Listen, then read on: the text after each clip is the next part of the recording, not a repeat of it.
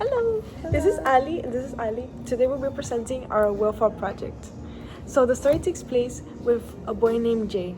He's a 17-year-old boy, typical, going through like some family issues and has, especially with his dad, he's going through some issues.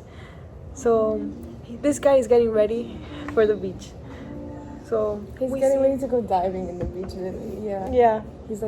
He's preparing to go for a dive, and as we're like reading the story in the beginning, we see that the reason he's going diving is because he's going for his father's remains.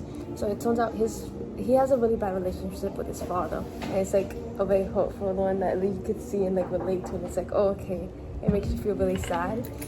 And so when we're reading this relationship, we learn that he had left his family mostly because of his father, so he lives alone and somewhere else. He moved away with some neighbors, but he doesn't Not really get them. neighbors, He doesn't really get along with them. In a way. Because he's like a rebellious teenage boy And so, antisocial. Yeah, we know that his father actually had cancer, and so he was dying, and his father's dying wish was to see Jay, but Jay never went to see him.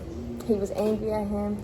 He didn't think he was actually gonna die, and to be fair, we don't know if he would have, even if it was deadly, because in the end, Mick chose to commit suicide in the beach. So continuing on, he goes diving for his father's remains. So Jay didn't really have the proper equipment to go diving. Like he didn't have the right gas. There was something wrong with his wetsuits. And yeah. And there was also a patrol boats there, so if they caught him, he would have gone in some big trouble. So he was a little on a rush. He was doing a bunch of things that he should have been much more better prepared for. Which his father actually taught him all the things he knows and the things he's supposed to prepare for. Okay. Moving on. So he's going diving right now, and I was talking about how we relate and how you can feel the pain. Like it makes you hurt when you hear about how he's talking about his father and their relationship. It's like a very sad one because the father was such an important figure in your life, right? Like that made you feel sad, like when you were reading it. And he wants to feel some type of closure because he never really had that. He never really had. He's so like much dealing love. with grief and stuff, and I think that's like one of the main themes of this novel. How much he's dealing with grief and his way of coping with it, the unhealthy way that it is. And so continuing the story, he goes diving. And he has like a lot of adventure going on diving.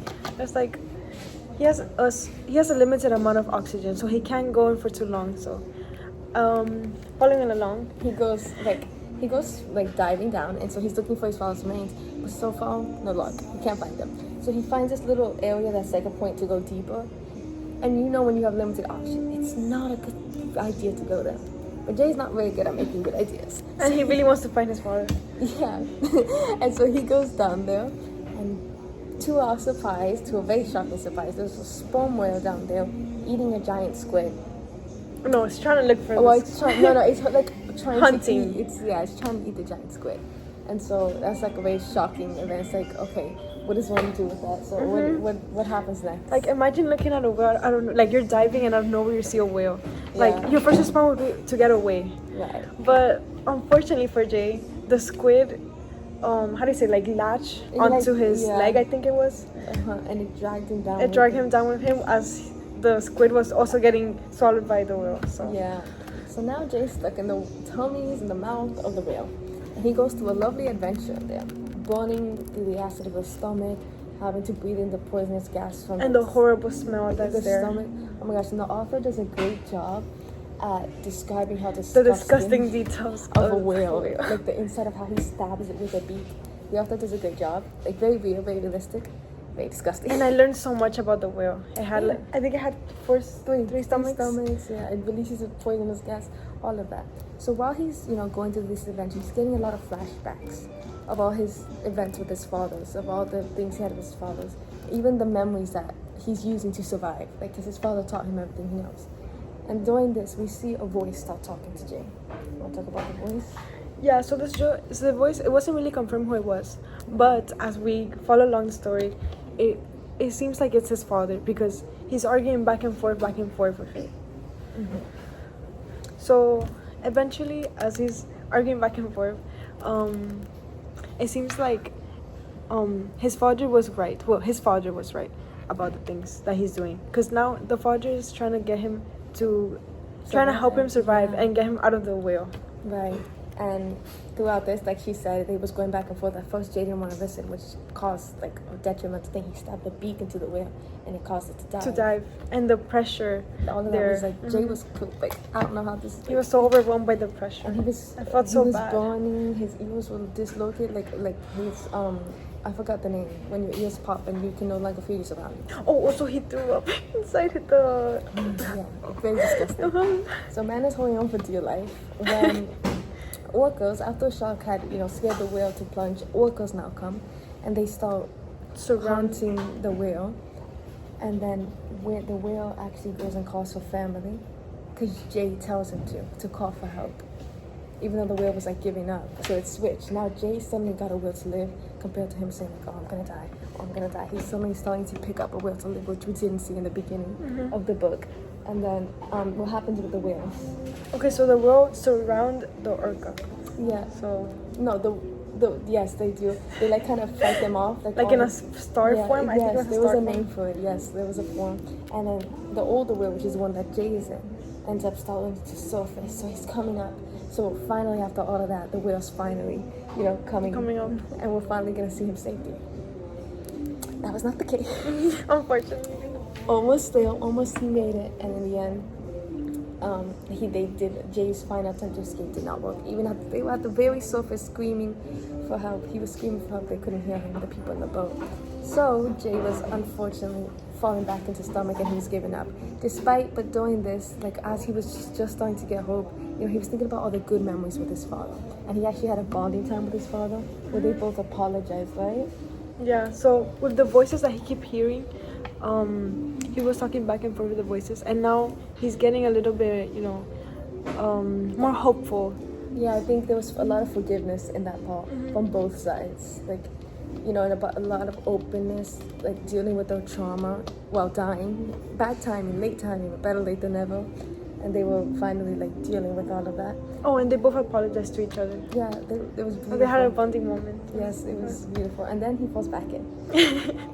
For my assumption when I read that, I was like, oh, he's cooked. Like, I was like, man. I didn't think he was a red. I thought it was like one of those books. There was 0 chances. Yeah, that is from the books where the main character dies. That's what I thought it was. It was not the case. This part made me cry. It was like, I was reading it. Oh, okay. So there's this part, where Jay's like, okay, he put his final strength forward. He has no more strength. He's physically incapable of making it out of there. And the whale, or his father, whichever one you choose to think. I think it's the father and the whale. I think it's the father too. I think it's both, because it's like, I don't know, somehow the father is the whale. Don't ask me how. It's like something spiritual that's connected to the whale. Yes. Okay. And the ocean, of course, because, he died there. Yes. So in the end, the father tells me, which little reference, in the beginning when we learned that when Gardner was dying, he asked for Jay a bunch of times and Jay never came, right? The thing he would say is, don't break my heart. That was his final moment. Don't break my heart, don't break my heart. Always to Jay. And Jay, he broke his heart. He never came. And in this moment, just as Jay's about to die because man is cooked, he says, break my heart, break my heart. It was so heartbreaking to listen to. It's like, damn. He's basically, so what he's saying is because he's the whale, he basically killed the whale's heart. He killed the whale. Jay killed the whale because when you kill the whale, it's going to surface. So he killed the whale, and then he knocks out. I thought that was a smart move, honestly, from Jay, because, we see him as his immature self. But he didn't want to kill the whale because I was like his father. So basically, that's the end of what we hear. And then next thing we know, Jay's out, and we see a paramedic talking to Jay saying he's gonna make it. And in the end, in a beautiful ending, we see that Jay said, "I had gone looking for my father's remains." And what did he say? I forgot.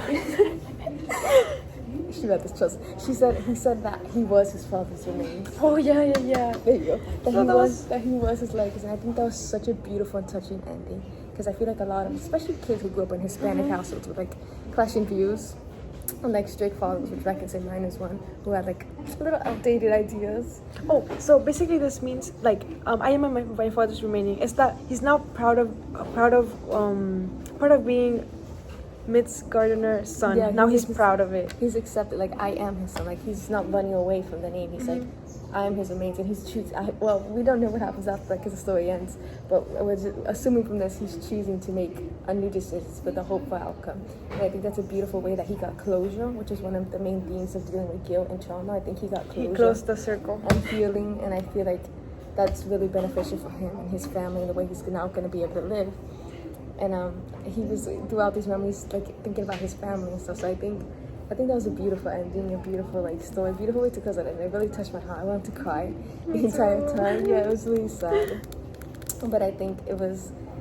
I would give that like a really nice like a 10 out of 10 actually. I really like that book. I would read it again. Actually a 9 out of 10. Yeah, I was about to say I would give it a 9. I wanted to see how he went with his sisters. Me too, and his whole family. I wanted to see what happened after. I was so curious. I thought they would be coming to the hospital and attack him, but like the story just ended there. It left us with thinking like, what could happen with his family? But I think that was a creative way to end it too. So yeah, I think that was really good. And yeah, so I think the major things of this story were, trauma, grief, suicide, man versus nature as well, because he's fighting his way out of those survival, his squids, out of those squid in that way. And I think it was a beautiful story.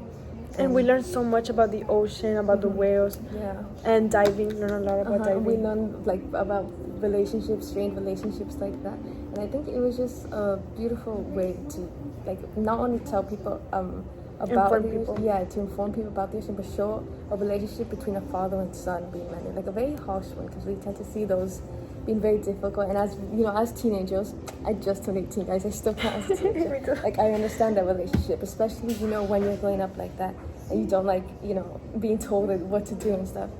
In the end, he like accepted his wisdom, but he also made his own decision. I think it was a great way to show him kind of growing up and going into maturity. And I think that was a really good book.